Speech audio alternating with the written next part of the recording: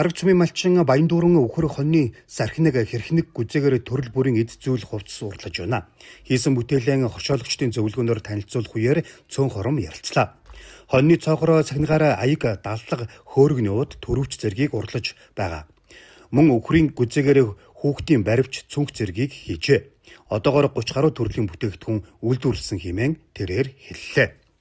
Нөгөө манайх өвлөх хийж шиг хийгээд тэгээ нэг хоньны гочнож ихэд илүү гарсан гочногоо нөгөө ханы хаалгаас өлгцсөн байж хаад хавар нөөх болсон чи нөгөө гэр болгосон чинь сохор сахныгаа яах вэ гэхээр би нөгөө хурганы арс шүүлж таараад тэгээд хурганы харсан шөөрө хийцэн байхгүй тэгээд нөгөө тусланда буцаа арсаа илтгэе гаргаад ирсэн чинь нөгөө сохор сахныг маань идэ орсон баханы илдээд илтцсэн байж байгаа. За юу вэ гэж бодоо. За юу харцнаа уу тэгээд малын гаралтай хэмжээ хэн айгу гойсон гэдэг. Тэгээд тоогоор хэмжиж анх харцнаа удаар эхэлж ирсэн. Одоо тэгээд нэр төрөл нэлээ олон болоод 30 гаруй явж байна. Тэрбэрийн үйлдвэрлэлийн 11 жилдээ эрхлэж байна. Өвөл ичний үеэр мал бойны газраас гүзээ сархинаг хэрхнгийг авч өнний толгойд өлгөн хатаагаад хурганы арьс илдэх аргачлаар шар сүүнд идэлэн бүрэн боловсруулалт хийдэг байна.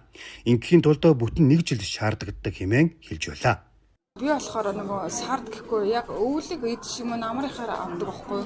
Тэгээд нөгөө ууранд өгж шүүлж ээлжиж ерсээр гол яг намар юм уу өвлөл бүтээлүүд гаргахтай. Тэгээд арга барил нь болохоор яг нөгөө сур яаж ээлждэг шиг нөгөө өчтөөс нь тэгж явна. Тэгээд ээлдэхийн үед бол яг халуун гараар нөгөө урдээ ээлжиж илдэхгүй л нөгөө шар усаас гаргаад шал наадаг болохоор шууд ингээд хилцгнаад нэлээ удаан ээлждэг л дээ. Шөнийн загт хатаа тавиал өдөр нь цусраар нь ээлдээ. Тэгээд нөгөө гараар гарлуулж чинь ээлждэг машин гэж байхгүй болохоор гараар яг л 100 гараар яг л нөө хийж байгаа процесс нь ээлдэж байгаа материал зөв яг л 100% яг гараар гардаг л.